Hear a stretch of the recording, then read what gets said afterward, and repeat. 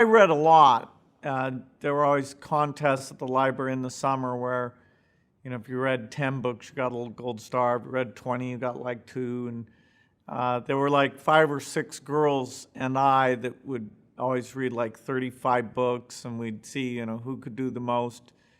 It was a broad set of things. Eventually, a fair bit of science fiction, because that intrigued me.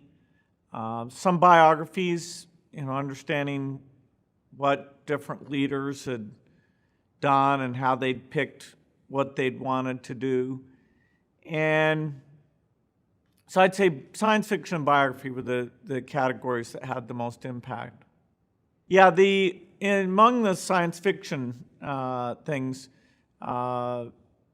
Williams Rice Burroughs wrote a Martian series, and I read that. Then he also had the Tarzan books, and there's an unbelievable number of them, like 40 of them, and I eventually decided to read those as well.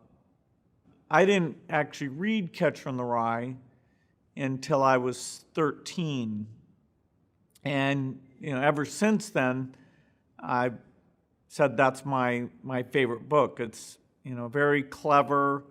It acknowledges that young people are a little confused, but it can be smart about things and see things that adults don't really see.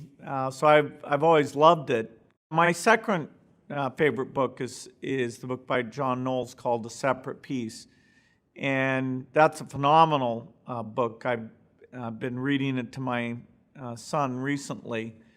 There's actually a movie made of it that's fairly good, but I'd say the book is incredibly good. That's 2 young boys growing up. One who is sort of intentionally trying to be good at things, and the other, Eugene, is just kind of naturally great at sports and has this wonderful energy, and they have this great friendship. And it happens to be at a time where the older boys are going off to war, and they're trying to figure out what does that mean to them.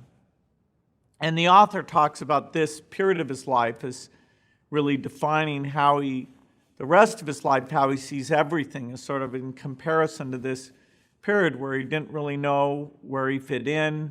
He thought of himself as maybe too calculating. And the end of the book, which I won't spoil, is a bit of a tragedy with this friend of his, but it really talks a lot about what is our bargain with the world, how do we grow up, what are we worried about, and how do we take that into adulthood.